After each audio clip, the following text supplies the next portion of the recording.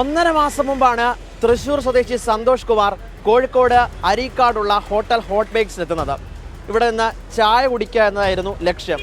ചായ കുടിച്ചു. അതിനുശേഷം ക്യാൻസർ രോഗബാധിതരെ സഹായിക്കുന്നതിന് വേണ്ടിയിട്ടുള്ള ഒരു സൗജന്യ നേർച്ചപ്പെട്ടി ഇവിടെ സ്ഥാപിച്ചിരുന്നു. അത് മോഷ്ടിച്ചുകൊണ്ട് കടന്നു. ഈ കാണുന്നത് പോലെ ഒരു സൗജന്യ നേർച്ചപ്പെട്ടി ഉണ്ടായിരുന്നു. ഇതിനകത്ത് ധാരാളം പൈസ പലരായി ഓഫർ ചെയ്ത പൈസയായിരുന്നു അവിടെ ഉണ്ടായിരുന്നത്.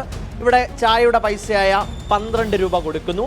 ഇവിടെ നിന്നും ഈ ചില്ലറ പൈസ ഈ വ്യാപാരിയുടെ കയ്യിലേക്ക് കൊടുത്തിട്ട് ഈ സൗജന്യ നേർച്ചപ്പെട്ടി എടുത്തുകൊണ്ട് പോവുകയായിരുന്നു.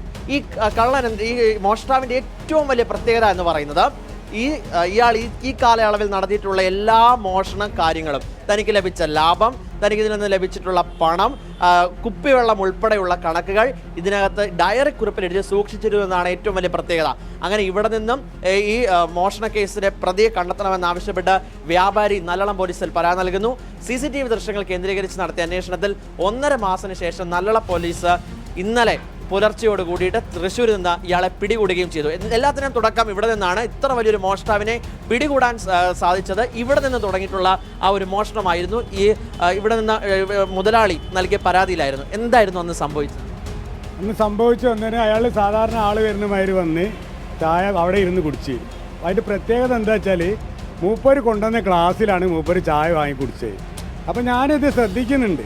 അപ്പോൾ ഞാനിത് ശ്രദ്ധിക്കുമ്പോൾ ഞാൻ വിചാരിച്ച് എന്തോ മാനസികമായിട്ട് തകരാറുള്ള ആളാണ് ഒന്നിക്കില്ല. അല്ല ടോപ്പിലാണ് വന്ന് ഇൻസൈഡൊക്കെ ആക്കിയിട്ടാണ് വന്നത്. അപ്പോൾ ഞാൻ വിചാരിച്ചു മാനസികമായിട്ട് തകരാറുള്ള ആളാണോ എന്ന് വിചാരിച്ച്. എല്ലാം ഞാൻ വിചാരിച്ചു എന്തോ ഈ പണിക്കരോ അങ്ങനെ എന്തോ ആണ് വിചാരിച്ച്. പിന്നാണ് മൂപ്പര് ഇത് കാണാതായപ്പോഴാണ് നമ്മൾ CCTV നോക്കിയപ്പോഴാണ് ഇയാളെ നമുക്ക് മനസ്സിലായത്. എനിക്ക് ആ ചില്ലറ എണ്ണാൻ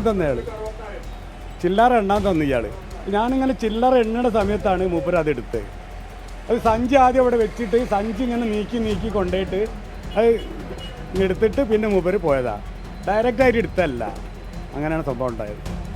നിങ്ങൾ പോലീസിൽ പരാതി കൊടുത്തു. പോലീസിൽ പരാതി കൊടുത്ത് പിന്നെ നമ്മളിങ്ങനെ സംഭവം പറഞ്ഞപ്പോൾ ഓല് പറഞ്ഞു നിങ്ങൾ പെറ്റീഷൻ തരണം. അങ്ങനെ പിന്നെ പെറ്റീഷൻ കൊടുത്തതിൻ്റെ ദിവസമാണ് ഇന്നലെ പുലർച്ചെ കൂടിയത്. എന്തായാലും ഇവിടെ നിന്ന് തുടങ്ങിയിട്ടുള്ള ഒരു മോഷണം അയാളെ ചെന്നെത്തിച്ചത് നല്ലളം പോലീസിന് മുന്നിലാണ്. എന്തായാലും ഇപ്പോൾ അയാളെ കോടതിയിൽ ഹാജരാക്കി റിമാൻഡ് ചെയ്തിട്ടുണ്ട്.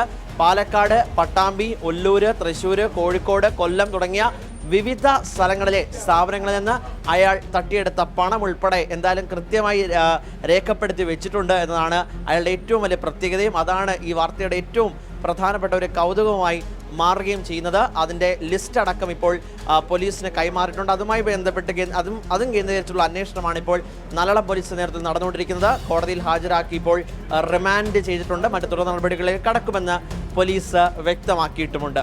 കോഴിക്കോട് നിന്നും വിഷ്ണു കച്ചേരിക്കൊപ്പം YS അഭിനന്ദ്, 24.